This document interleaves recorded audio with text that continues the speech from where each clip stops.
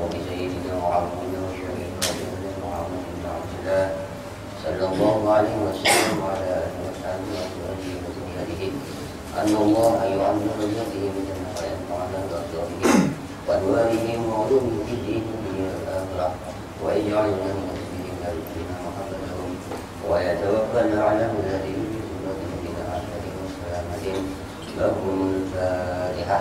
أعوذ بالله من الشيطان الرجيم. بسم الله الرحمن الرحيم. الحمد لله رب العالمين الرحمن الرحيم إياك نعبد وإياك نستعين اهدنا الصراط المستقيم صراط الذين أنعمت عليهم غير المغضوب عليهم ولا الضالين. بسم الله الرحمن الرحيم. الحمد لله والصلاة والسلام على رسول الله لا نبي بعده سيدنا ومولانا محمد صلى الله عليه وسلم وعلى آله وصحبه ومن والاه أما بعد. قال مصنف الكتاب رحمه الله: ودليل وجوب الكلام له تعالى قوله تعالى كلام الله موسى تكليما فقد أثبت لنفسه كلاما والكلام يتعلق بما يتعلق به العلم من الواجب والجائز والمستحيل، لكن تعلق العلم بها تعلق إنشاء بمعنى أنها منكشفة له تعالى بعلمه، وتعلق الكلام بها تعلق دلالة بمعنى أنه لو كشف عن الحجاب وسمعنا كلام القديم لفهمناها منه. Para jamaah, pada kesempatan malam ini kita melanjutkan kembali pada pembahasan kemarin yang membicarakan tentang wajib bagi Allah Ta'ala bersifat bencana. Kemudian kita lanjutkan dengan melihat pembuktian-pembuktiannya dan yang menunjukkan kebuktian wajib bagi Allah bersifat kalam. Qauluhu, Allah menunjukkan sifat kalamnya. Balaka kalam wa Musa takliman. Allah menunjukkan kalam atau menunjukkan bicara kepada Nabi Musa pada pembicaraannya. Artinya pembuktiannya di sini bahwa Allah berbicara kepada Nabi Musa.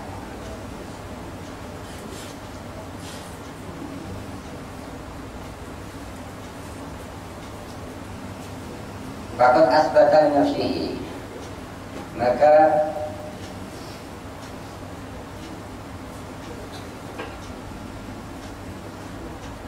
Allah menunjukkan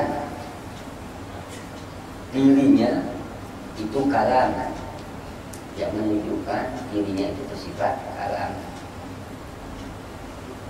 Berkata kepada Nabi Musa ini pada artinya Allah menunjukkan dirinya itu bersifat, mau menunjukkan kalamnya pada Nabi Musa dengan berkata-kata.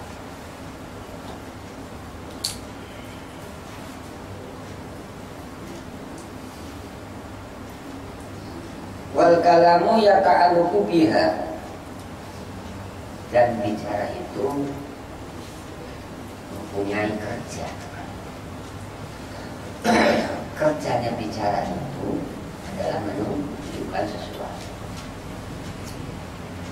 Dan kita tanya, apa sih yang diomong Allah? Kalau bicara itu ada yang diomong. Apa yang dibicarakan oleh Allah? Dengan sifat bicaranya Allah itu berbicara. Yang dibicarakan Allah itu apa sih? Yang dibicarakan Allah itu adalah apa-apa yang diketahuinya, apa-apa yang diilmunya itu dibicarakan semua. Allah yang dibicarakan oleh Allah itu apa saja yang diilmunya. Nah, yang diilmunya Allah Ta'ala itu adalah perkara wajib, mustahil, dan apa sih yang diomong oleh Allah? Yang diomong oleh Allah itu tidak keluar dari wajib, mustahil, dan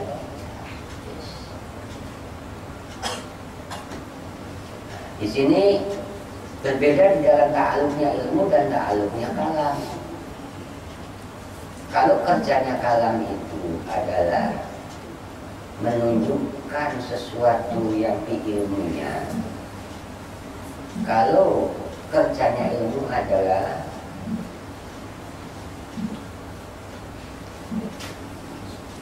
mengontrol semua perkara itu terdeteksi oleh ilmu. Semua yang terdeteksi oleh ilmu itu dibicarakan. Nah, yang terdeteksi oleh ilmu itu perkara wajib, mustahil, dan maka yang dibicarakan nggak keluar daripada wajib, mustahil, dan jaiz. Artinya di sini Allah membicarakan tentang sifat dirinya. Allah berbicara, Allah menunjukkan sifat yang wajib bagi dirinya.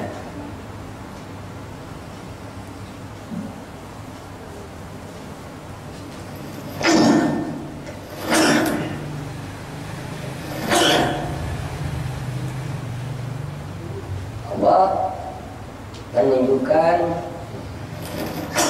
sifat yang mustahil bagi dirinya. Allah menunjukkan sifat yang wajib bagi dirinya itu adalah untuk tentang sifat ketuhanan. Menunjukkan sifat ketuhanannya, Allahu la ilaha illa, yang menunjukkan dirinya itu adalah Tuhan, dan tidak ada Tuhan kecuali dirinya. Besar mana lapan? Ya, tidak ada yang bersifat Tuhan kecuali dirinya. Sifat ketuhanan di sini diketahui oleh akal adalah wajib wujud, wajib qidam, wajib baqa, dan sampai wajib qadar.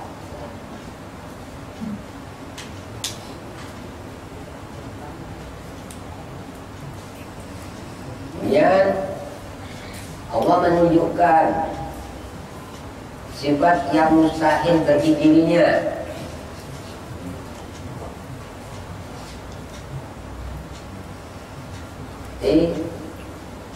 Mata Allahu waladan wala sahibatan.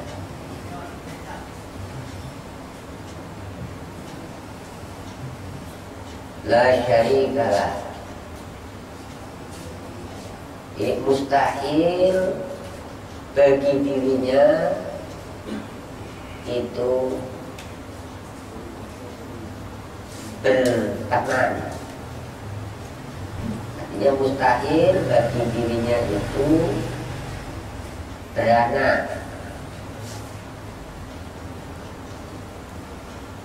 Mustahil bagi dirinya bersekutu kepada sesuatu. Wajib bagi dirinya yang dibicarakan, yang mustahil bagi dirinya pun dibicarakan. Yang jaiz bagi dirinya pun dibicarakan. Tuh, nanti wallahu khalaqakum wa ma ta'malun. Inna fi khalqis samawati wal ardi la ayatin li ulil albab. La ayatin li ulil albab.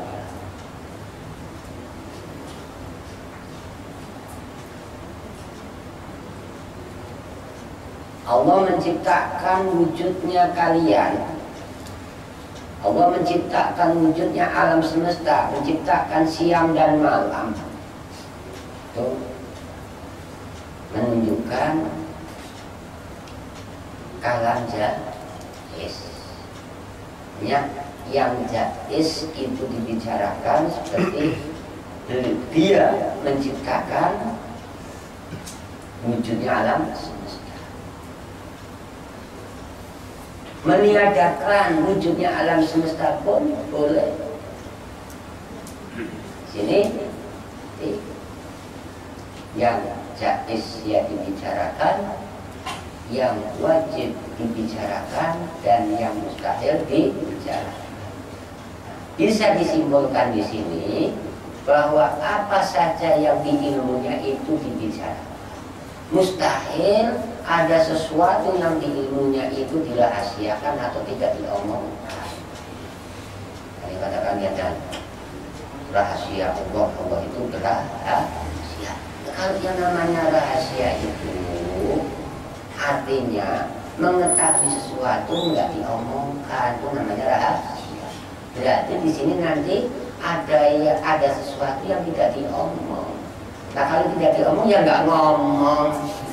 Masa kalau Tuhan itu nggak bersifat ngomong, berarti di sini mau masalah dengan hawa. Karena yang mempunyai sifat rahasia itu adalah hawa. Nah, Allah nggak punya sifat rahasia. Yang namanya rahasia itu apa saja yang diketahui nggak diomong. Nah, nanti akan timbul pemahaman, berarti ada sesuatu yang di ilmunya diumpetin, artinya tidak diomongkan itu. Kalau tidak diomongkan berarti ya maknanya apa? Diam. Oh, Tuhan diam. Diam salah, bersuara berarti. Terus gimana? Ya nggak bagaimana. Ini lauku syifa'an al-hijab, karena kita nggak bisa mengatakan bagaimana itu, masih mencari persamaan. Kalau tidak bagaimana itu, tidak ada persamaan bagi Allah. Seandainya tersingkat bagi kita itu tidak, aku syifa'an al-hijab la ra'ainahu, artinya la ra'ainahu atau la sami'na kalamu. Seandainya tersingkat bagi kita hijab, pasti kita akan mendengarkan kalam Allah. Mendengarkan kalam Allah itu mendengarkan yang bukan suara, bukan foto.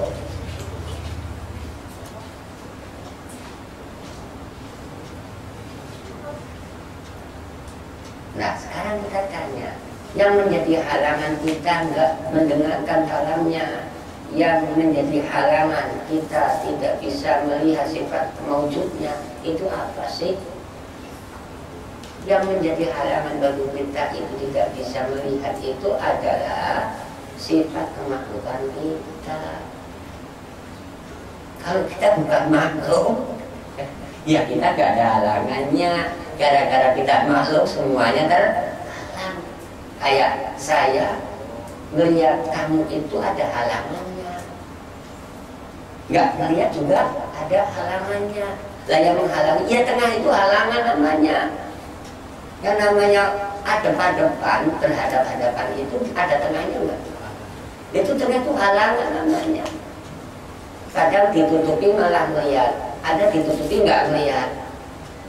Nah kalau ditutupi yang melihat yang kayak apa? Ya kayak kereta api lewat, kalau nggak ditutupin kita nggak kelihatan.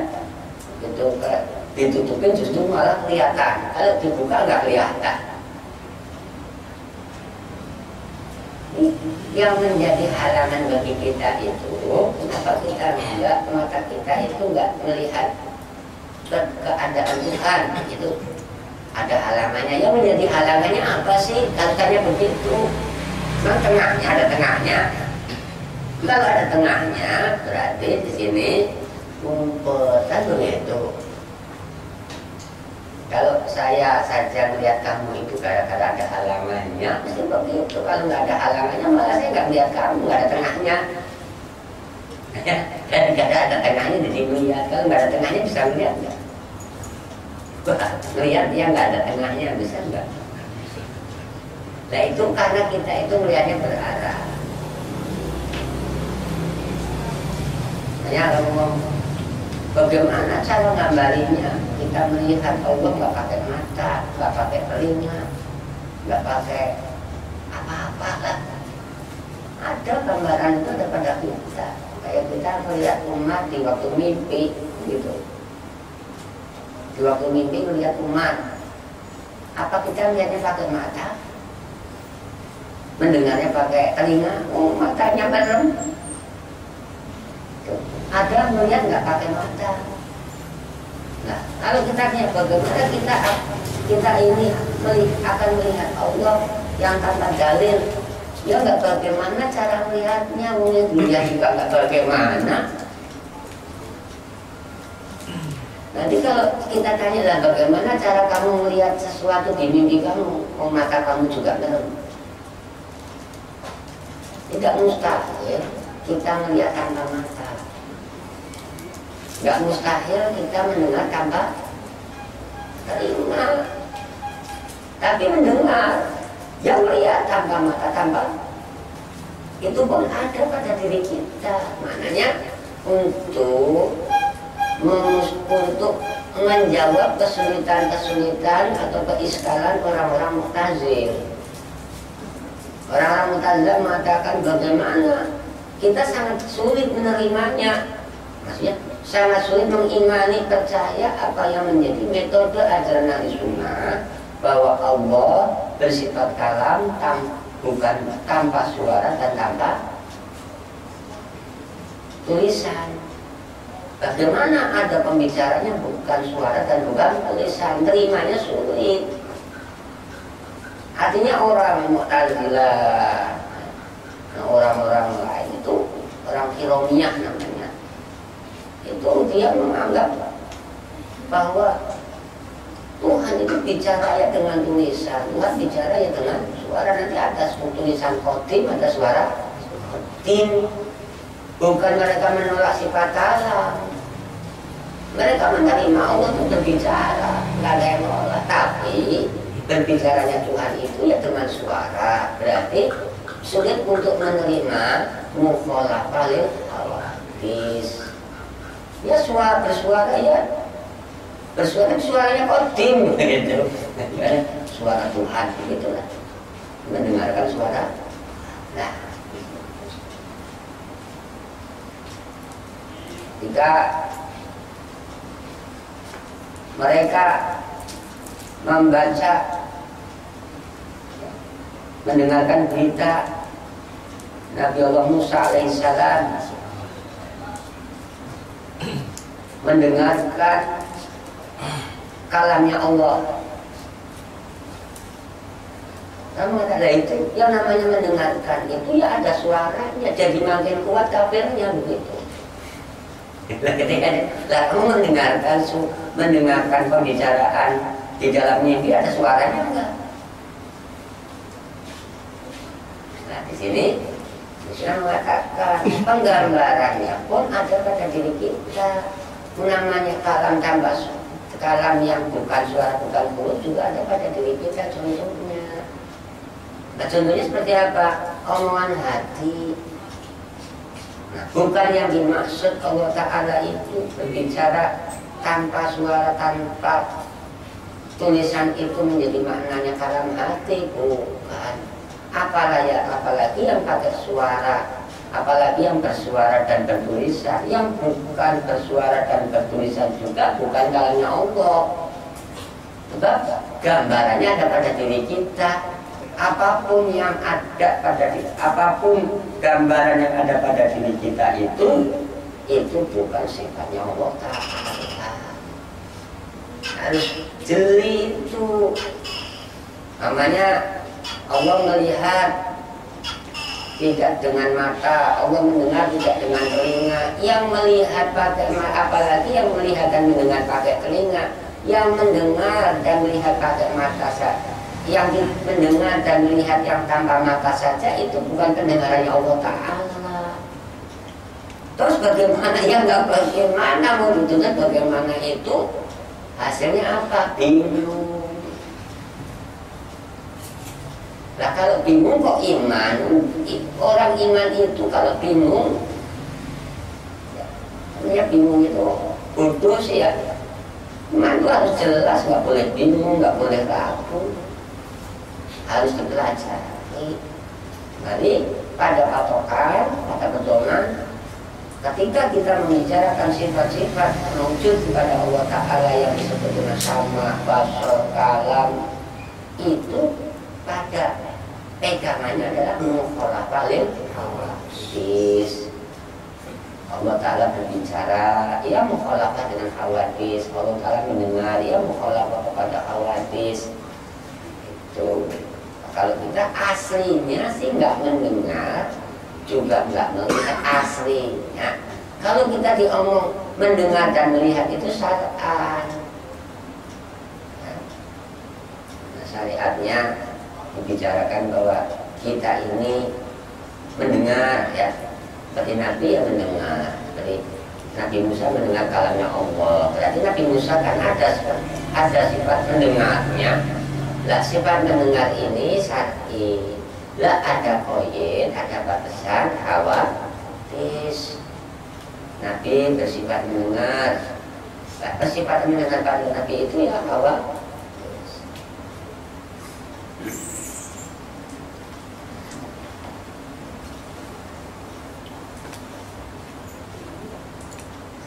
Kemudian as-sifatu rabi'atu asyaratu min sifati ta'ala lahu qaumuhu qadirun. Pembahasan yang ke-14 adalah sifat yang wajib bagi Allah, qadirun, ya, yang berkuasa.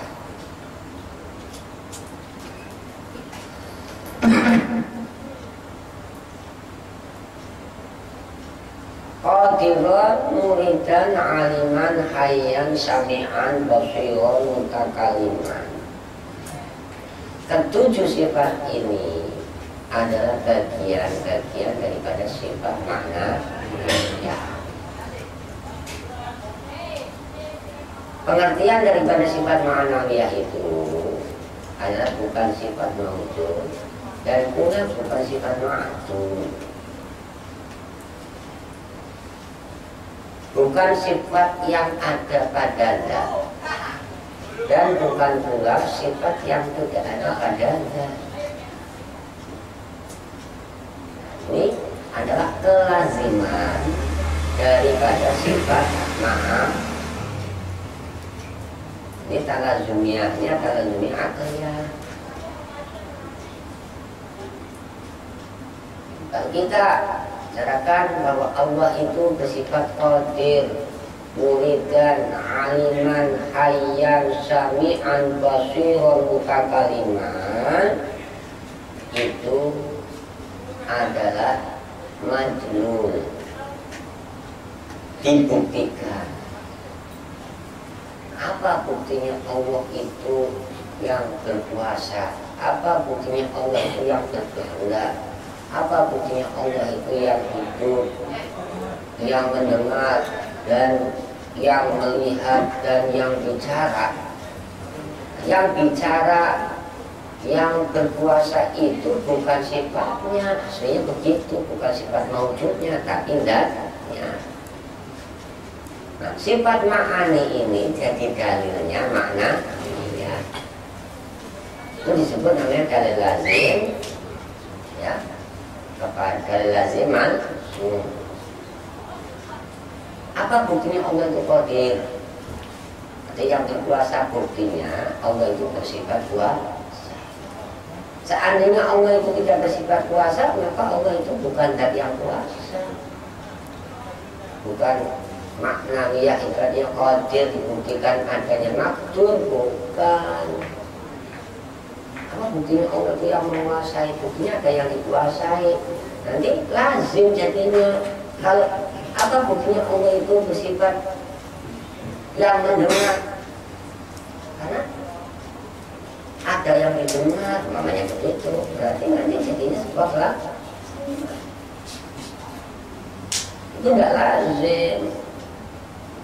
Antara yang dikuasai dan yang menguasai itu bukan kelak. Nah, kalau yang menguasai itu lazim kepada sifat kuasa. Maka yang sifat maknawiyah itu bukan sifat maujud dan pula bukan sifat makdum.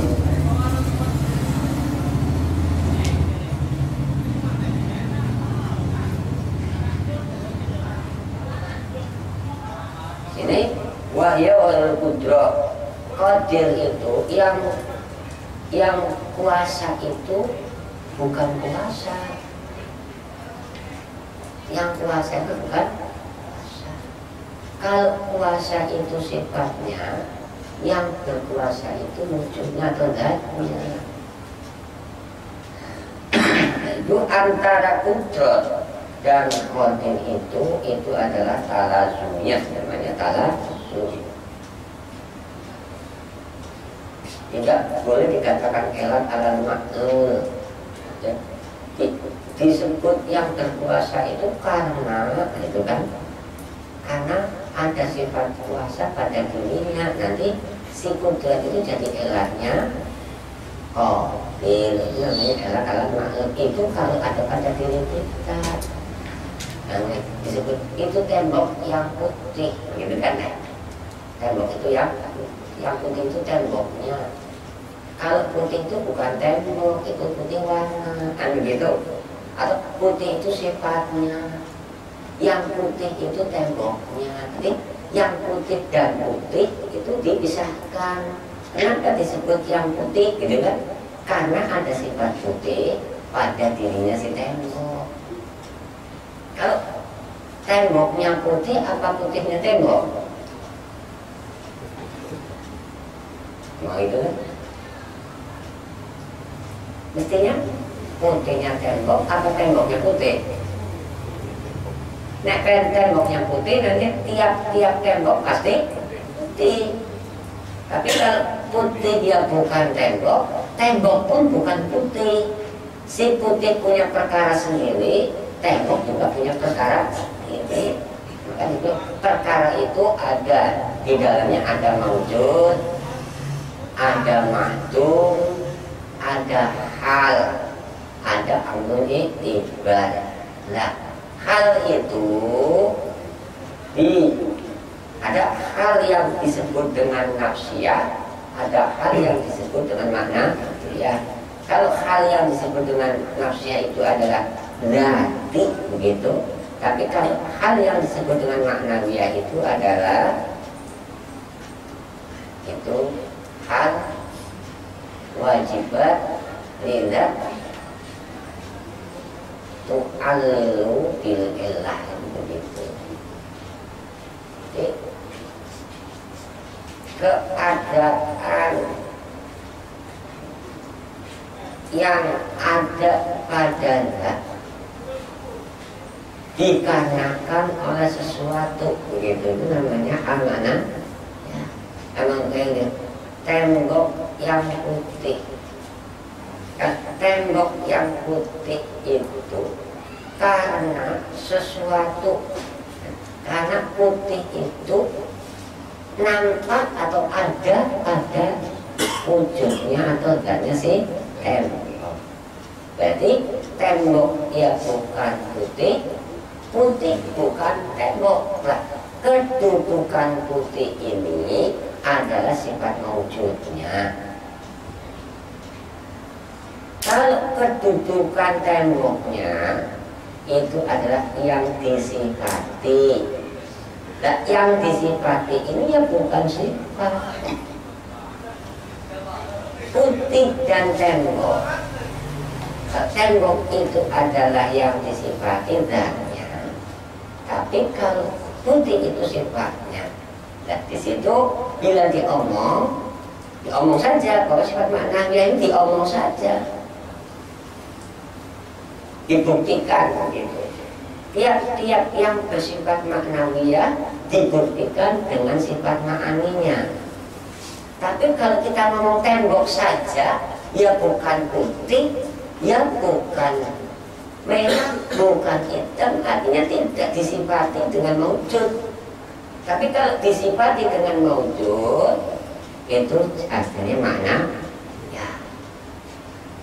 Kalau kita ngomong tembok saja, berarti belum nyifatin. Tapi kalau ngomong tembok yang putih, itu sudah nyifati dengan sifat maujud.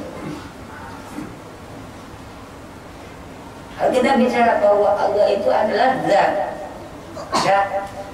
kita bicara buktinya kalau Allah itu zat apa? Terus tahu ini.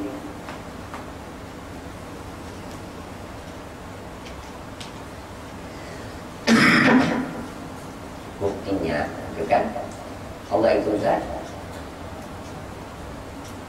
Buktinya bersih. Kalau tidak bersifat, ya tidak ditemukan zatnya. Kalau tidak ditemukan zatnya, ya tidak ditemukan sifat wujudnya. Karena yang disebut wujud itu pasti itu adalah yang disebut wujud itu adalah zatnya. Kalau yang disebut wujud itu masih umum, belum khusus ini. Tapi kalau yang disebut itu wujud itu adalah zat, buktinya apa? Kalau Tuhan itu zat, buktinya apa Tuhan itu wujud dan lain-lain? Buktinya apa Tuhan itu wujud? Buktinya kita sebut wujud. Kita kembali pada bahasa itu ya, wujud. Wujud itu nyifatin siapa sih? Kan begitu saja. Yang disebut wujud itu siapa? Oh, katakan yang disebut wujud itu adalah yang mengadakan sesuatu. Kalau yang diadakan itu bukan wujud, kayak kita ini, kita selamanya itu diadakan, bukan ada.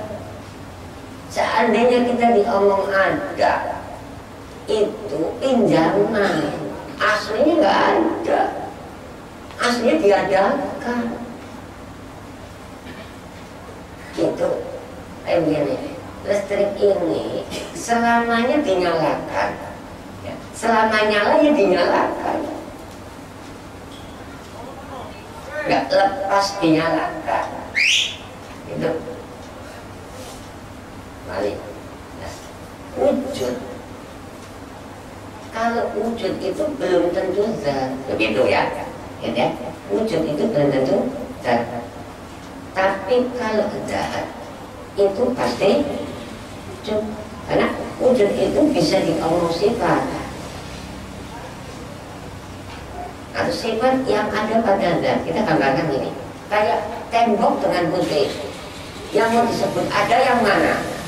Temboknya apa putihnya?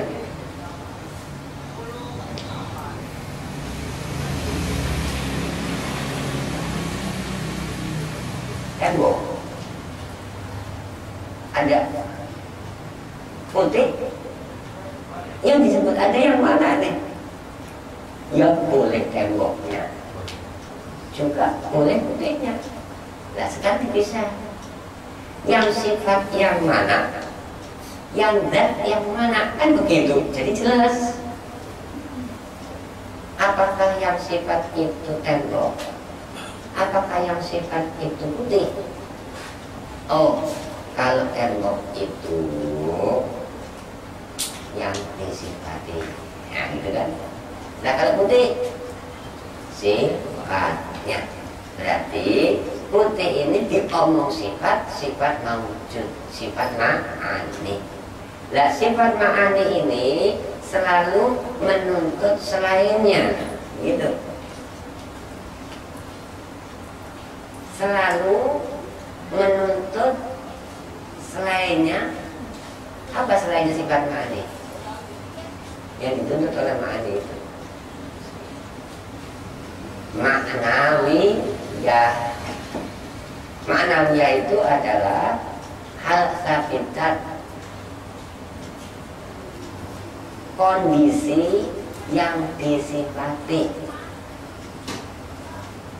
Kalau kudrotnya, kalau kita bicara putih itu sifatnya. Kalau qadir itu yang disifati. Jadi qadir, kalau qadir ini yang kuasa ini ya bukan maujud, gitu. Diomong ma'dum juga bukan,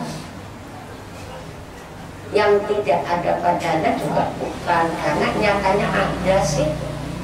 Diomong nggak ada ya dinyatakan, dibuktikan ada.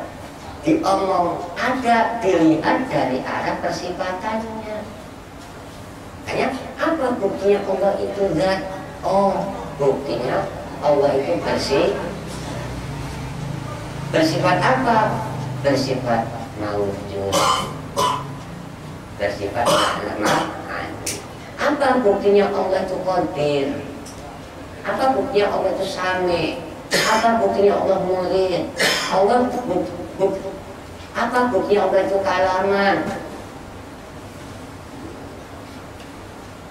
Buktinya Allah itu qadir, dia bersifat qudrat. Berarti kata-kata qudrat atau sifat ma'ani ini umum. Namun sifat itu masih umum, itu kan?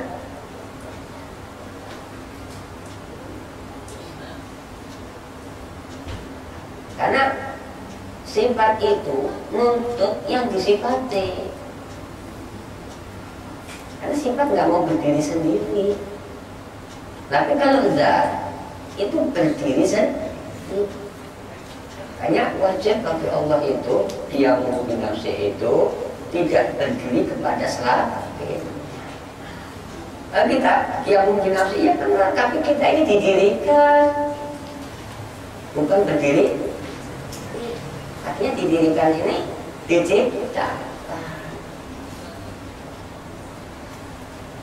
Ya pisahkan ma'ani dan ma'nawiyah. Qadir, murid dan aliman, hayyan, sami'an, basiran ini adalah sifat yang bukan mawujud dan pula bukan ma'lum. Bal ya wasitoh saja. Tengah pada tengahnya, gitu kan? Ya karena bukan mawujud, bukan ma'lum, mau disebut apa kan gitu. Ya mau disebut namanya ma'nawi. Disebut ma'nawiyah lazim kepada sifat ma'ani. Maka ma'ani dan ma'nawiyah itu lazim namanya, lazim malzum. Kalau tidak bersifat ma'ani ya tidak bersifat ma'nawiyah. Kalau tidak bersifat qudrat, ya tidak bersifat qadir. Karena ditemukan qadir itu dengan dalil kelazimannya bersifat qudrat, bukan elat, bukan. Kalau kata hawadis itu elat. Ya disebut yang putih itu karena punya sifat putih. Ya itu boleh pada kita. Tapi bagi Allah disebut yang kuasa itu bukan karena. Disebut yang kuasa itu lazim, gitu. Lazim buktinya, gitu kan. Allah itu diomong yang kuasa itu buktinya bersifat kuasa. Maknanya sifat kuasa itu ada pada haknya Allah, ada pada zatnya Allah Ta'ala. Maka zatnya disebut qadir. Itu namanya kalau susah namanya kudrat ya bukan qadir, qadir juga bukan kudrat. Kalau kudrat masih umum gitu, mampu itu masih umum. Yang disingkati mampu itu siapa? Asal begitu. Kalau kita ngomong wujud ya masih umum. Terus yang disifati wujud itu siapa? Kita lagi ya. Kudrat, mampu kan masih umum. Mampu disifatkan pada kita, lah bagaimana kita mampu? Mau kita ini barang dibikin itu nggak punya kemampuan. Kalau punya kemampuan bikin kan begitu. Nah di sini sifat mampu itu menuntut kepada maksudnya. Ada yang disifati. Lah yang disifati mampu itu disebutnya apa? Kan begitu. Disebutnya qadir. Saya menemukan mampu saja nih. Nah kalau mampu itu dilihat, kan? Mampu itu dilihat dari arah mana? Dari arah kerjanya. Ya? Kerja itu menuntut, tolak itu menuntut, tolak bersifat ya. Ta'aluk gitu kan. Ta'aluk itu adalah tolak sifat, menuntut sifat. Kerja itu menuntut kemampuan. Nah kalau tidak ada kemampuannya, ya nggak ada kerjanya. Kerjanya aku nggak mampu kan begitu. Lah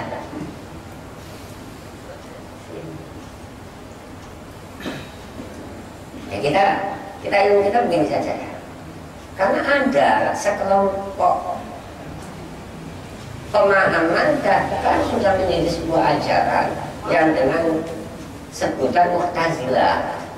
Mu'tazilah itu yang keluar tidak menerima pedoman-pedoman tauhid yang diajarkan oleh ahli sunnah.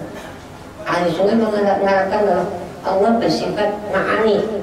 Mereka menolak Tuhan tidak bersifat ma'ani. Artinya sifat ma'ani kudrat. Kalau Tuhan tidak bersifat kudrat, niscaya tidak ada pembuktian kalau Tuhan itu qadir. Begitu. Tidak ada pembuktian kalau Tuhan itu. Apa buktinya di dalam Quran? Nggak ada. Innallaha ala syai'in qudrat, nggak ada. Adanya innallaha ala syai'in qadir. Itu dalil mereka. Mereka nggak menolak kalau Tuhan itu bersifat qadir, tapi tidak bersifat qudrat karena nggak ada dalilnya. Dalilnya apa? Hanya jangan kita meremehkan akal. Kalau kita mau paham qadir ya akalnya dipakai.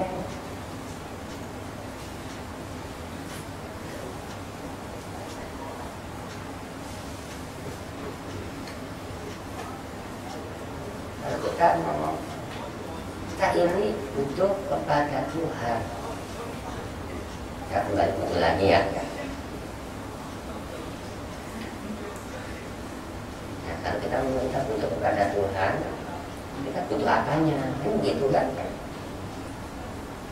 Kalau butuh kepada zatnya, masa Tuhan zatnya mau dituntut apanya? Yang menuntut zatnya Tuhan itu siapa? Gitu kan? Yang menuntut zatnya Tuhan itu adalah sifatnya. Sebab tiap-tiap sifat itu menuntut kepada zat. Masa sifat Tuhan menuntut kepada zatnya hawadis? Kalau zatnya qadir, ya sifatnya qadir. Mustahil ada sifatnya qadir, zatnya kudus, atau sifatnya kudus, zatnya qadir. Yang menuntut zatnya Tuhan siapa sih? Kan begitu. Kalau kita ngomong butuh itu pinjaman, maknanya adalah tuntutan.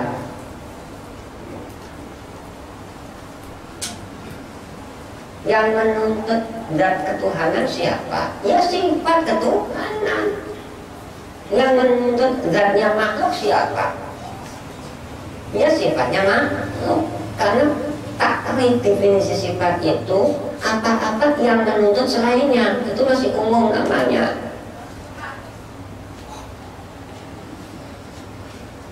Ini yang berdiri pada sifatnya, yang berdiri pada zatnya hawadis apa sih? Begitu. Artinya yang nampak pada zatnya hawadis. Ya sifatnya hawadis yang disebut dengan arad itu. Kalau kita bicara zat masih umum, bisa disebutkan pada Tuhan, bisa disebutkan pada kita. Kalau zat itu disebutkan pada Tuhan, maknanya qadim. Apa buktinya Tuhan itu zat? Kita lihat dari bukti. Nah, ilmu tauhid yang diajarkan ahli sunnah itu tidak bisa dipatahkan karena qad'i. Qad'i itu yang selalu mematahkan argumentasi-argumentasi yang tidak makula, yang tidak diterima oleh akal. Akal nggak nerima, gitu kan? Apabila menyebutkan atau menganggap bahwa Tuhan itu zat tapi tidak didasari dengan bukti. Kita harus tahu peletakan-peletakannya. Sifat itu apa-apa yang menuntut selainnya, kan? Selainnya sifat adalah zat. Kalau sifatnya Tuhan, tentu ada pada dirinya, ada pada zatnya Tuhan. Masa sifatnya Tuhan ada pada dirinya hawadis, atau sifatnya hawadis ada pada dirinya Tuhan? Ya tidak ketemu. Ini namanya kudus dengan qadim itu bukan aduannya, bukan peletakannya, bukan artinya lelawanan. Nanti ada Tuhan lelawanan dengan kita. Kedudukan di sini tiap-tiap yang menciptakan alam, menciptakan sesuatu itu dituntut apa? Dituntut kemampuan. Tuhan menciptakan alam semesta, Tuhannya dituntut sama alamnya. Namanya iftikor sih. Iftikor itu maknanya menuntut. Tuhan itu bikin kita semua. Tuhan membuat kita semua. Kalau mau bikin kita semua, kita tanya mampu enggak? Nah, ini nggak mampu ya mustahil, kan begitu. Berarti mematahkan bahasa ajaran Mu'tazilah. Kalau Mu'tazilah itu menganggap bahwa Tuhan itu tidak bersifat mampu, kita mengapa pasti wajib Tuhan bersifat mampu. Kalau dia mustahil Tuhan bersifat mampu, punya alasan. Kalau Tuhan itu bersifat mampu, nah ini jadi tarkib, menjadi sebuah susunan. Nah, ngomong tarkib atau susunan itu, tarkib itu kalau nggak paham wahdaninya. Kalau paham wahdaninya, maka sebelum membicarakan sifat ma'ani itu dipahami dulu, memahami sifat salbi atau sifat wahdah. Karena tarkibnya akal itu di situ. Kalau Tuhan itu adalah sang pencipta, dituntut sama yang diciptakan. Dituntut apa? Dituntut kemampuan. Nah, kalau Tuhan itu tidak berkemampuan, yang diciptakan nggak mau siapa saja. Umpamanya orang mau bikin, orang melamar kerja lah, itu saja ya. Orang mau melamar kerja, ditanya sama yang nyuruh, kamu mau melamar kerja di sini, itu punya kemampuan nggak? Enggak, kira-kira diterima nggak? Nggak diterima oleh adabnya juga nggak diterima, apalagi akal. Ya sudah, kalau kamu nggak ada kemampuan silakan kerja, begitu. Maka kita disebut kita qabul, itu qabul artinya ainnya sih mungkin, itu namanya qabul. Terima, saya menerima, dibikin terima saya, ini kata si mungkin. Siapa saja boleh mau bikin wujudnya saya, nimbulkan wujudnya saya boleh, asal ada asalnya ini, asal punya kemampuan enggak lah. Di sini kemampuan itu apa? Kemampuan itu adalah sifat. Nah, yang punya kemampuan, yang punya kemampuan itu adalah zat, bukan yang punya kemampuan itu sifat. Maka kudrat qadir, kudrat itu ya bukan qadir, qadir pun bukan kudrat. Itu dipisahkan guna untuk memahaminya. Kalau sifat itu masih bentuknya umum. Tuhan itu adalah yang menguasai alam semesta. Taunya Tuhan yang menguasai alam semesta bagaimana? Kan begitu. Tuhan mampu, bukan? Tuhan mampu menimbulkan alam semesta. Lah, yang mampu menimbulkan alam semesta itu disebut adalah yang berkemampuan atau yang menguasai. Yang menguasai itu pada dirinya itu punya sifat kuasa. Karena sifat kuasa itu menjadi tuntutan kerja. Kita mau dikerjain kan begitu. Kita mau ditimbulkan, mau diciptakan, kita nanya sama yang mau bikin. Tuhannya nawarin, disuruhnya itu si mungkin itu selalu siap saja, kapan saja saya siap ditimbulkan. Dikasih mungkin ditanya, kamu mau saya timbulkan? Ya si mungkin jawabnya gimana? Ya saya terima, orang sampai mampu, kan begitu. Si mungkinnya ngomong, saya terima, saya kabul. Dasarnya kabul ada. Kenapa kok kabul? Kenapa kok terima? Karena yang bikin itu mampu. Kalau yang bikin nggak mampu, ya nggak kabul, nggak mau. Ya gambarkan baik itu akal, itu ada malah sebaliknya. Ya. Kita jangan sampai terseret pembahasan, jangan sampai terseret pemahaman bahwa Tuhan menciptakan alam dengan kemampuannya. Itu nantinya ada kudrat itu nanti jadi Allah. Tuhan menciptakan alam dengan apa? Ya tidak dengan apa-apa, kan begitu jawabnya. Nah, kemampuan ini adalah bukti begitu, bukti bersifat begitu. Kalau tidak bersifat, kalau tidak melihat kemampuannya, ia tidak bisa menemukan wujudnya. Berangkat dari wujudnya makhluk ini menjadi pembuktian, gitu kan? Sifat kemampuan Tuhan, sifat kehendaknya Tuhan. Kalau dia tidak berkehendak, ya tidak akan mau diwujudkan. Lah, yang punya kehendak, yang berkehendak itu bukan kehendak, yang berkehendak itu adalah zatnya, sedangkan kehendak itu adalah sifatnya. Nah, disinilah yang disebut sifat ma'ani dan ma'nawiyah itu adalah sifat al-lazum, namanya lazim malzum. Karena kemampuan kehendak ini adalah menjadi kelaziman bagi yang menjadi kelazimannya si fa'il, menjadi kelazimannya yang menciptakan. Tidak sama sekali sifat ini ada pada yang diciptakan. Dia ngomong ada kudrat hak, kita juga punya kudrat, kudrat-kudratan namanya kan gitu. Kudrat-kudratan itu adalah ngaku-ngaku saja, begitu, bohong. Kalau memang ente punya kudrat, punya sifat kuasa, ayo ente bikin diri saya, bisa apa enggak gitu. Saya mau pesan gitu. Banyak, kamu bisa bikin apa sih? Oh saya bisa bikin mobil, ya sudah, tolong kan begitu. Bikinin alatnya dulu. bikinin alat, bikinin besinya dulu.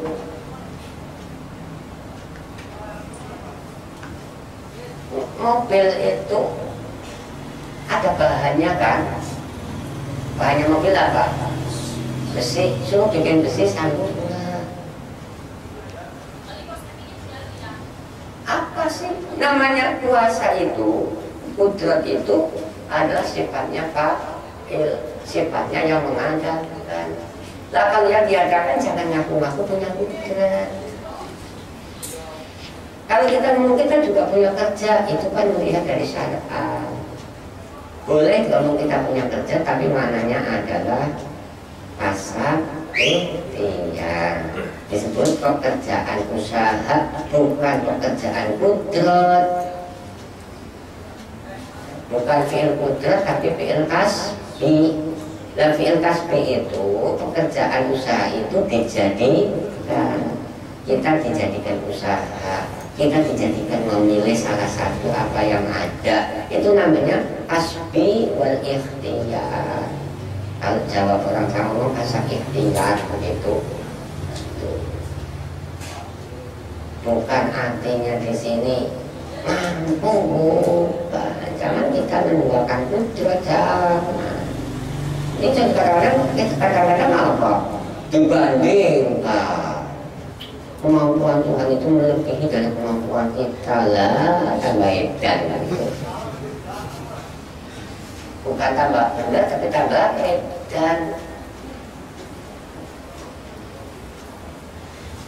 Kalau kita bicara kudrat itu berarti memarah kepada sifatnya fa'il.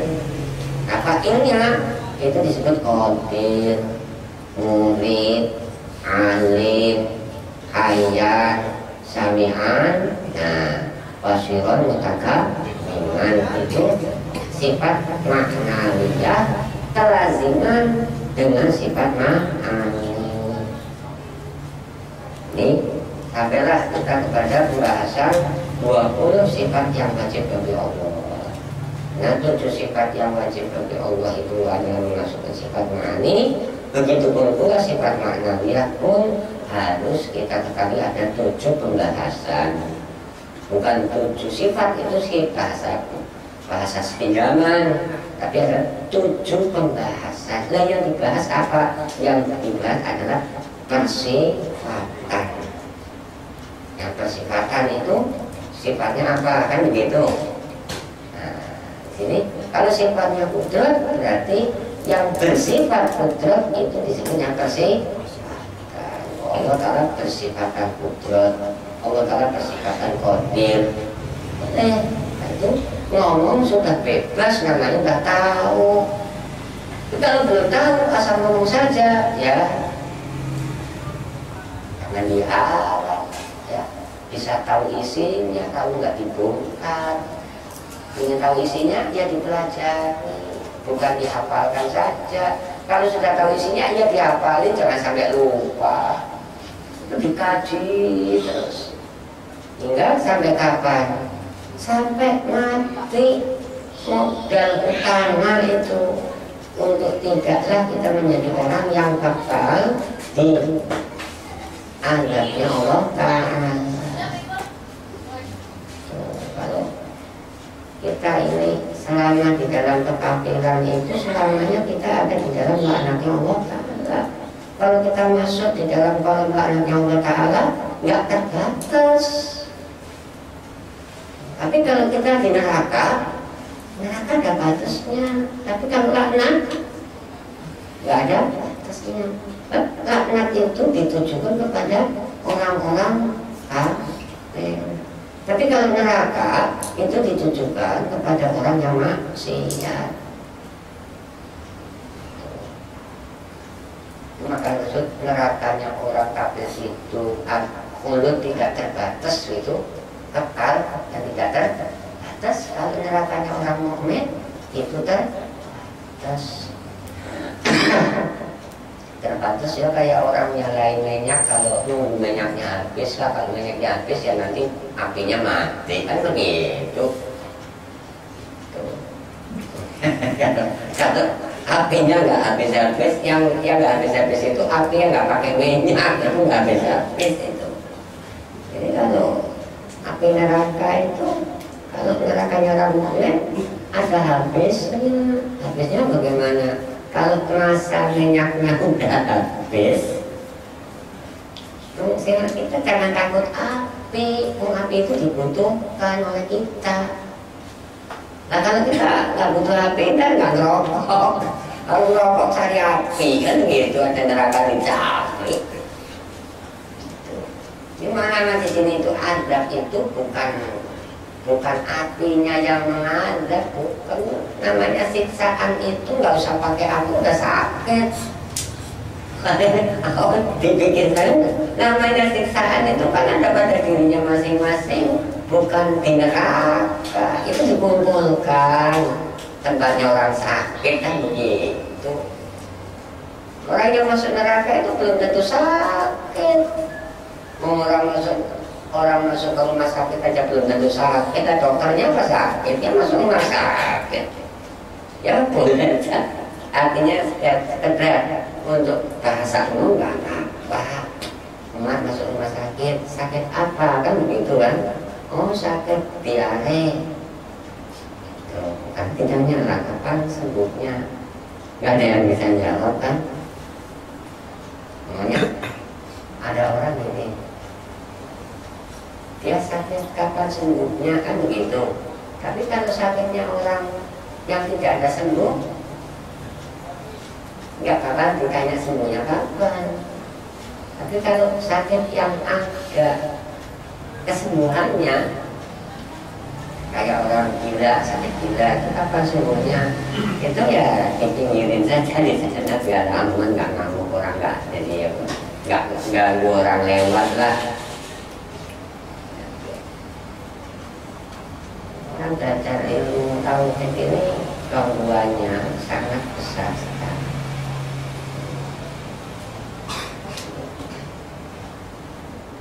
Masih diajak dihina saja itu namanya untung. Kita salah kalau ngaji tauhid itu salah. Karena kalau orang hina itu salah.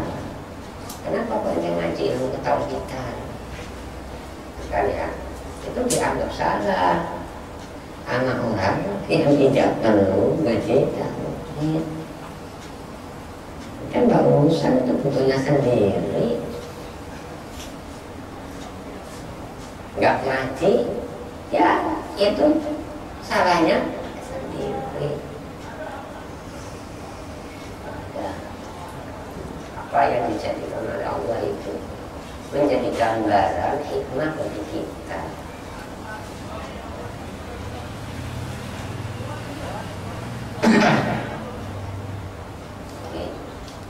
Ya, apa hikmahnya Allah menjadikan Nabi?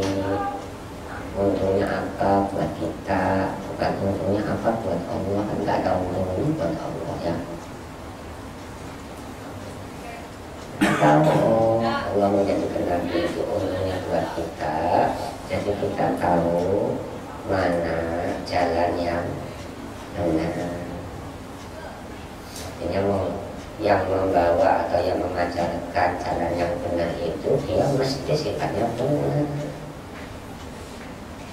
Dilihatnya kan dari sifatnya yang bawa. Kalau yang bawa itu nggak benar, ya bawaannya juga walaupun benar saja kita ragu, apalagi yang bawa yang dibawa nggak benar.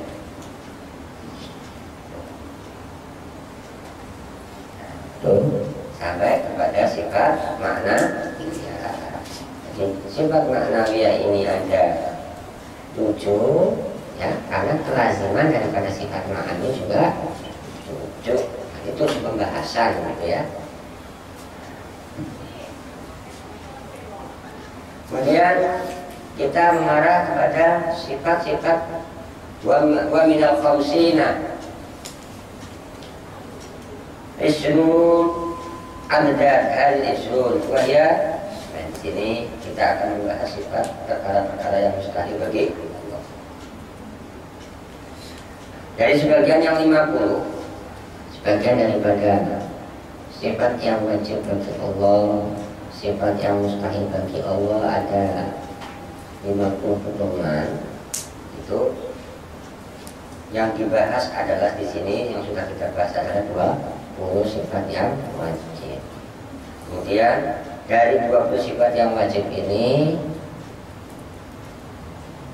20 pula lelawanan daripada sifat yang wajib. Kata lawan di sini adalah lawan kata. Nah, itu lawan di sini zid itu zid lughatan ya, bukan zid istilah.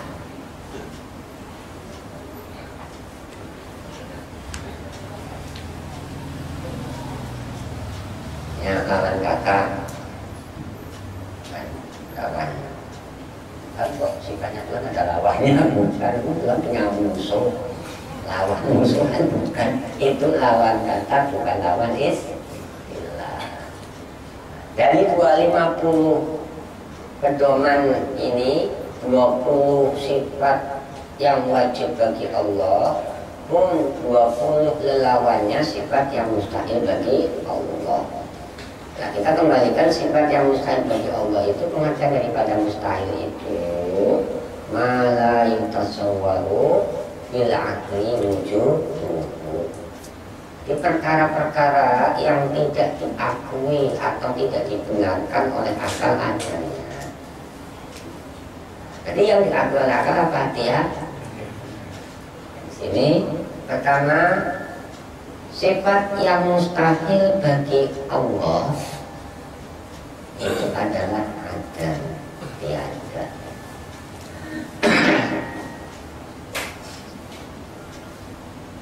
Tiada itu kata lawan dari ada. Kalau kita marah pada pembicaraan, wajib bagi Allah itu wujud. Dan mustahilnya begitu. Mustahil bagi Allah itu tiada. Nah, kalau kita wajib enggak, mustahil juga enggak. Ya. Tidak wajib bagi kita wujud, pun tidak mustahil bagi kita ada. Nah, sini baca is.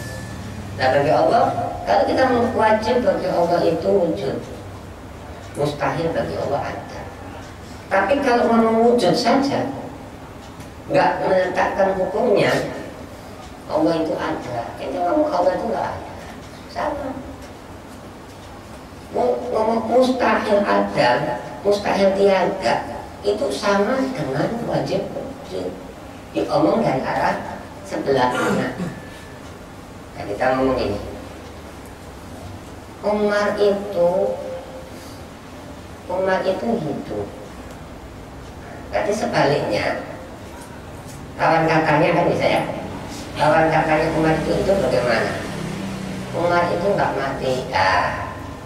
Sebab ada juga dong, kalau nggak mati, hasilnya itu. Jadi wajib bagi Allah itu ada. Sebaliknya, mustahil bagi Allah tiada. Tiada bagi Allah itu hukumnya mustahil. Wujud bagi Allah itu hukumnya wajib. Itu ada. Jawabnya apa? Mustahil gitu. Mustahil itu jawaban akli. Kalau ada maupun tiada itu bukan akal, itu sebutan nemu adanya itu. Tapi belum tentu nemu ada itu terus nemu hukumnya. Karena yang menghukumi itu akal menemukan hukumnya apa enggak. Kalau akal itu enggak menemukan hukumnya, berarti akal itu tidak jadi hakim. Kalau ngomong Tuhan itu ada, itu masih tasawur, masih bentuknya nemu gambaran ada saja lah, itu ada. Yang ngomong juga Tuhan nggak ada, itu sama. Diomong adanya juga diomong dia ada. Nah kalau diomong adanya dinisbahkan kepada hukumnya wajib, artinya disenderkan pada hukumnya. Kalau nemu adanya tapi tidak disenderkan kepada hukum, itu belum tasdik namanya. Kalau bahwa Tuhan itu ada, gitu. Apakah yang ada itu Tuhan? Saya juga ada, enggak. Enggak, saya udah ngomong memang udah bingung. Apalagi ente ngomong tambah malu, gitu. Sebenarnya, saya digambarkan sama Pak Murid itu. Kalau melihat Allahnya seseorang, misalnya orang itu kelihatan barangnya lah ya. Padahal orang yang kelihatan barangnya nggak tahu kalau dia itu barangnya kelihatan. Lah yang ngawasin kadang-kadang suka gatel. Itu ngomong tuh barang kamu kelihatan. Sudah mungkin nggak usah diingatkan jadi nggak malu. Gara-gara ente itu mengingatkan dia ini jadi malu. Tapi kalau ente nggak ngingetin dianya malu nggak? Karena apa? Yang dilihat kemaluan jadinya malu begitu. Coba kalian lihat bukan kemaluan ya nggak malu ya. Ngomongnya yang dilihat itu duit. Tuh duit kamu di dompet mau jatuh itu. Jawabnya bagaimana orang yang diingetin? Terima kasih ya. Tapi kalau tuh barang kamu kelihatan, apa untuk terima kasih kan? Malu yang didapati. Nah, mengingatkan orang tentang ketauhidan. Suka disobanin, ngomongnya bahasa Arab yang lancar, takut bahwa Tuhan itu berkaki dan bertangan pada. Kalau apa yang berkaki bertangan itu Tuhan, dan saya hanya Tuhan. Lihat, Tuhan itu bermata, apa yang bermata itu Tuhan. Dia ngomongkan Tuhan nggak bermata cacat, apalagi yang nggak bermata, bermata aja bukan Tuhan. Tuhan itu wujud, apakah yang wujud itu Tuhan? Dia bingung, karena nggak tahu nisbat hukum. Kalau nisbat hukum wajib, mustahil itu bukan hukum syariat, kafir atau mukmin, bukan. Ada ngomong Tuhan itu bertangan, jawabnya ya mustahil, itu bukan kafir, bukan. Dan malu, bukan, nggak boleh. Dia ngomong begitu, dan Tuhan itu ada. Dia ngomong apa yang ada Tuhan, kalau manusia Tuhan itu nggak ada, jadi rame kan? Padahal di sini nggak ada bagi Tuhan itu mustahil.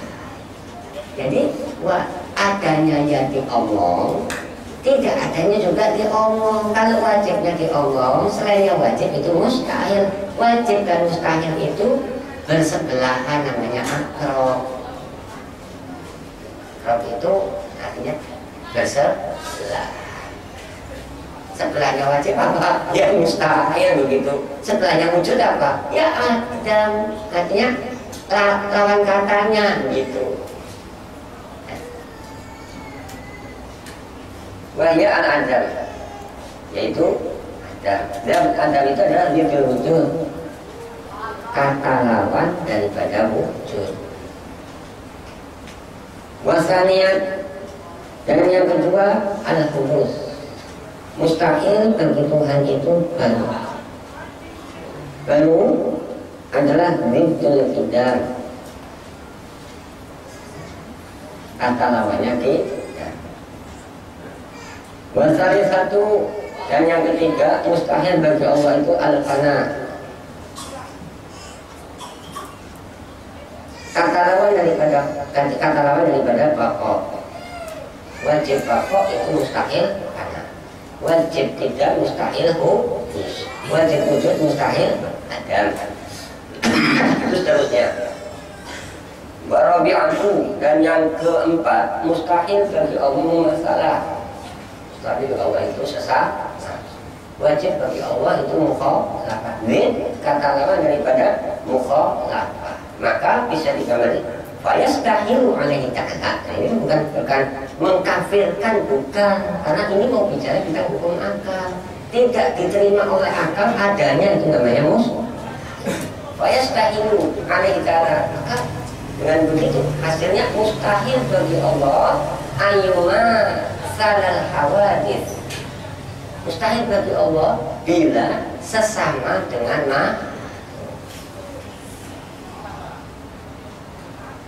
fi syai'in. Mustahil bagi Allah sesama terhadap makhluk di dalam sesuatunya. Nah, di dalam sesuatunya ini baik mawujudnya maupun ma'dumnya, gitu kan? Artinya baik pada zatnya maupun sifatnya maupun perbuatan. Mustahil bagi Allah itu sesama dengan makhluk di dalam sesuatunya. Mimma tasawubihi, dari perkara-perkara yang menjadi persifatan bagi makhluk. Maka hasilnya fala yamuru alaihi ta'ala zaman. Maka mustahil, nanti di sini nanti bukan istihalah. Maka mustahil bagi Allah wujudnya itu diliputi oleh masa. Yang keberadaan adanya itu diliputi oleh masa, itu selamanya berubah.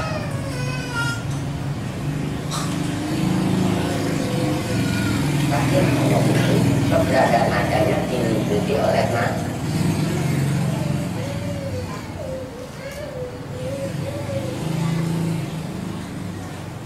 Saya itu kalau kita tambahkan pada palak, masa itu pada alat itu kayak siang malam,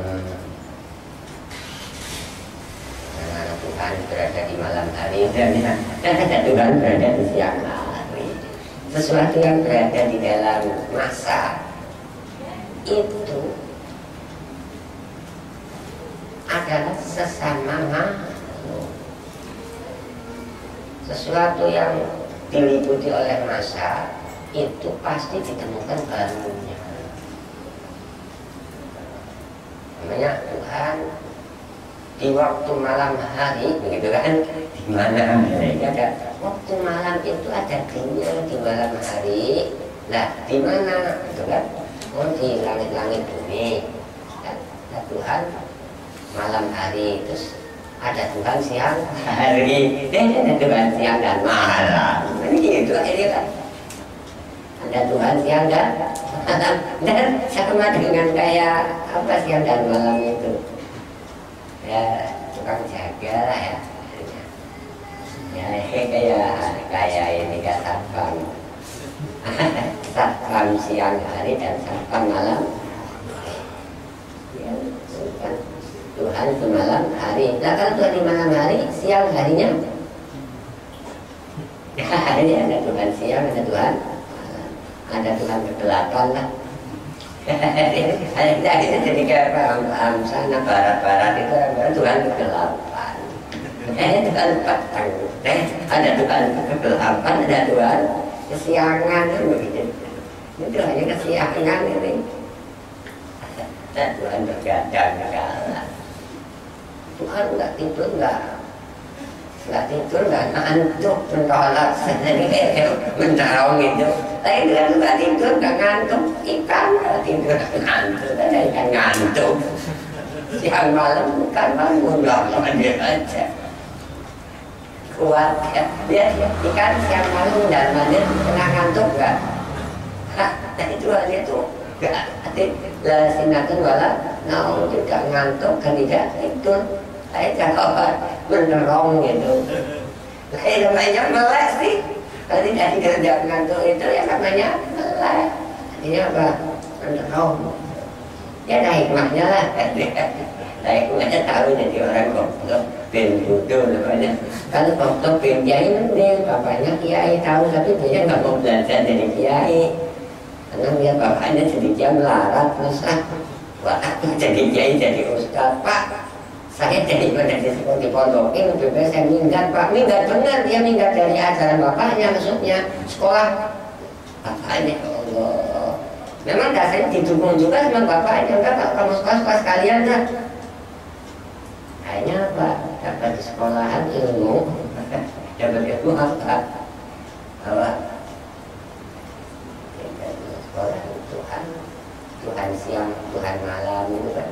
Di waktu malam lah Tuhan ada di atas. Jadi kok jadi sekolahnya begitu.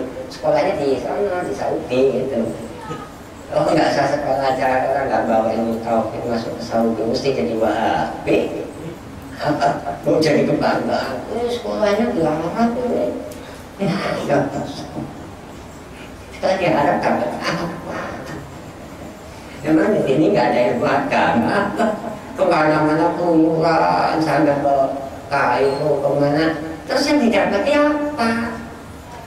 Dari sana dapat pulang bawa pacul, bawa linggis cari kuburan, mau gembur kuburan. Dapat jadi pulang malah ngamuk, dapat ngambil-ngambil bapaknya. Bapak ini syirik bid'ah dan sebagainya, jadi pulangnya nyiksa bapaknya. Ini yang namanya apa? Tadi bodoh pinter, tapi yang paling parah lagi bodoh goblok. Setelah bapaknya goblok, anaknya goblok semua. Ini goblok nggak tahu ketauhidan sama sekali. Belajarnya jauh-jauh nggak tahu ilmu ketauhidan. Ya rugi di atas sangat rugi. Bagaimana nggak rugi? Ya. Bertahun-tahun yang dia usahakan itu nggak mendapatkan kebahagiaan, nggak bakal dapat kemenangan. Namanya nggak punya senjata. Ya namanya ilmu tauhid itu sebuah senjata untuk memerangi kemusyrikan. Artinya memerangi itu bukan makna di sini membunuh, bukan. Kayak memerangi kemelaratan gitulah. Memerangi kemiskinan, tiap orang miskin dibunuh. Memerangi kebodohan, padahal bukan begitu. Memerangi kemusyrikan ini artinya di sini tidak mau dirinya itu jadi orang berontak. Nah, memerangi kemusyrikan bagaimana caranya? Ya belajar ilmu tauhid itu memerangi kemusyrikan itu. Memerangi kebodohan lah. Kesana kemari nggak dapat sama sekali ilmu ketauhidan. Itu kafirnya masih mulus gitu, belum kompel sama sekali. Kafir mulus ya Allah, mending. Nah kalau kompel, kalau pingin jadi orang kafir itu nggak usah usaha. Orang kafir itu nggak usah diusahakan pun jadi orang kafir. Gimana nggak usah belajar ilmu ketauhidan nggak? Ditanggung nggak kok kenal Allah udah.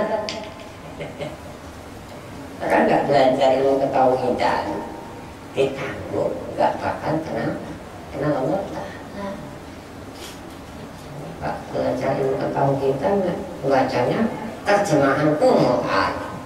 Kalau baca Quran sih dapat keuntungan, paling tidak bisa Korea, diundang sana kemana dan jual suara yang enak ya, diundang tahlil, suruh baca Quran, diundang maulid, suruh baca Quran, pulang dapat berkah, dapat amplop, senang. Ini nggak dapat keuntungan. Nah ini yang dibaca bukan Quran, ini terjemahnya. Ini belajar Quran apa belajar? Ini baca Quran apa baca terjemah? Tuh, kan terjemah kan bukan wahyu. Usaha seseorang ingin mengetahui arti. Nah kalau cara mengartikannya itu nggak beres gimana? Baca sajalah dapat keuntungan gitu kan. Kalau usaha untuk mengartikan ya mestinya belajar ilmu ketauhidan. Karena ilmu ketauhidan ini untuk mengetahui sifat-sifatnya yang bicara di dalam Quran. Yang bicara dalam Al-Quran itu siapa sih yang punya pembicaraan ini kan begitu. Oh yang punya pembicaraan ini itu Qadim, itu Bako. Berarti di sini tahu. Jangan dengar kaset tapi nggak tahu yang yang ada di dalam set.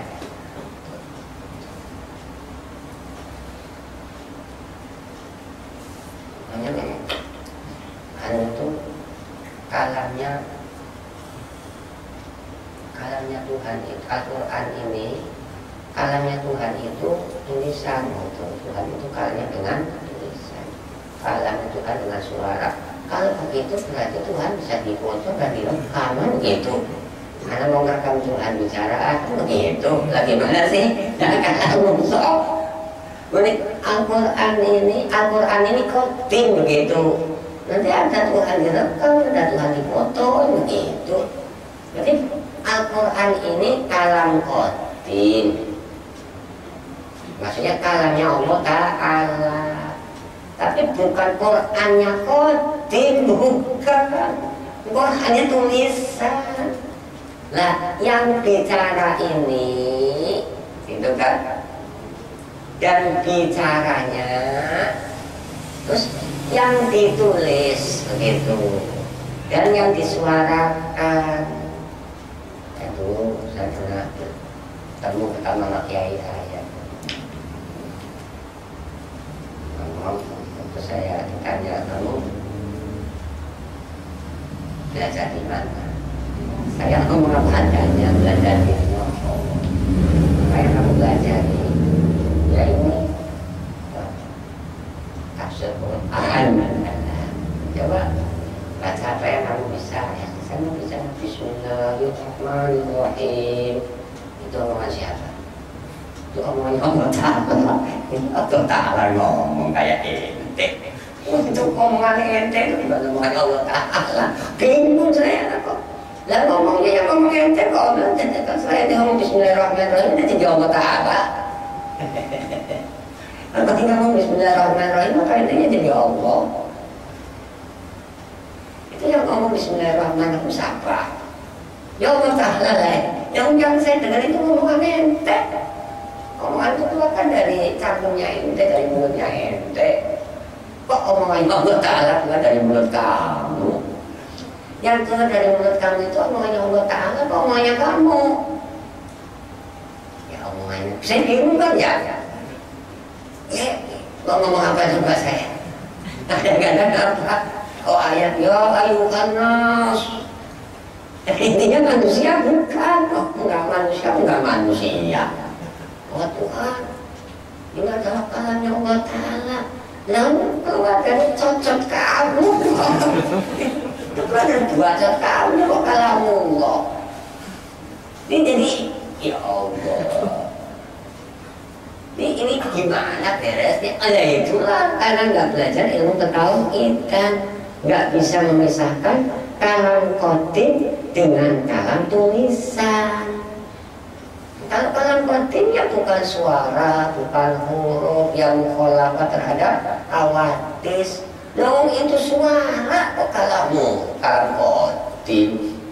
Ini saya ini yang benar yang gimana? Yang benar ya belajar itu doang.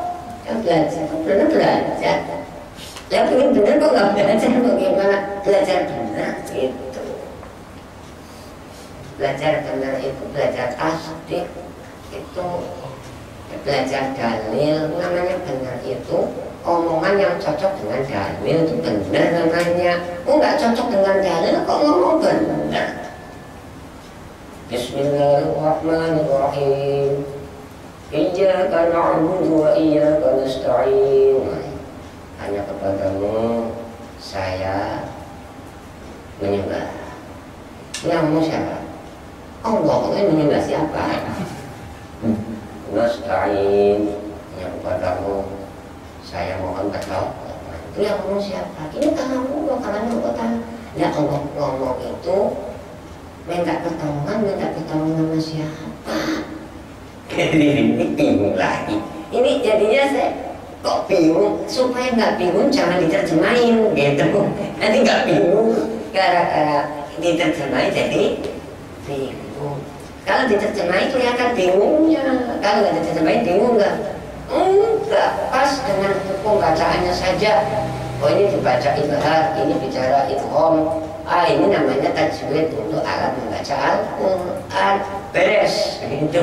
Nah kalau diterjemahi bingung gitu hasilnya. Diterjemahi bingung bagaimana waktu mengucapkan iyyaka na'budu wa iyyaka nasta'in. Fasih ya Allah. Tanya itu kalannya siapa sih? Kamu coba terjemahnya bagaimana? Hanya kepadamu aku menyembah. Ya Tuhannya nama siapa? Hanya Tuhan. Hanya kepadamu aku mohon pertolongan. Yang nolongin Tuhan siapa? Jadi apa? Kentir. Itu ngomong kentir itu. Kalau ngomong itu kalau mau kentir. Jadi omongan siapa? Itu ngomongan saya. Ngomong masa ente. Ngomongan saya, lah tetap itu omongan kita, bukan adanya di kita, bukan ada di mulut dari mulut kita, omongan siapa? Jadi serba salah. Kenapa? Ya belajar benar jadinya salah. Ya kalau itu ya kalau nasta'in. Enggak, itu kalannya siapa? Ini kalau ngomong. Keluar dari mulut kamu kok kalau ngomong. Ini jadi yang beda yang bagaimana? Ngaji aja dah. Enggak usah gimana nih. Padahal kalau dia nggak mengartikan ya kelihatan kemauannya itu. Kadang-kadang dia diterjemahin, nggak ngomong, nggak diakuin omongannya sendiri. Ini bukan omongan saya ini kalamnya Allah Ta'ala. Kayak gitu. Jadi begitu sih. Kalau kamu ini kalam dilalah, beres. Nah, tahu orang masih tahu kita, oh ini mah kalam dilalah, oh ya, nanti Pak, ini kalam petunjuk nih. Di mana yang diomong sama kita, ya bukan omongannya Allah Ta'ala, kan begitu, yang ngomong kita, yang ngomong kita kok, ini omongannya Allah Ta'ala. Ya udahlah, itu urusan masing-masing aja ya.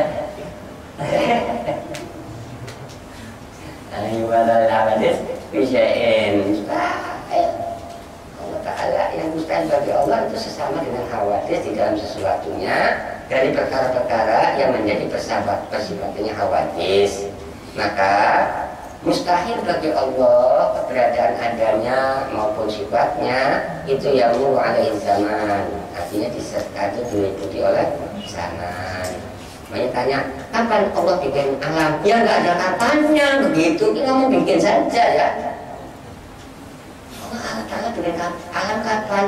Ya nggak pakai kapan, nggak pakai di mana. Tapi kalau kapan alam itu dibikin kan lah, kapan itu pada yang dibikin bukan bikin ya. Kapan itu dibikin gitu, yang bikinnya nggak kapan. Walaysa lahu makan, insyaallah akan kita lanjut pada sehari. Mudah-mudahan apa yang kita baca ini dijadikan oleh Allah manfaatnya Al-Fatihah.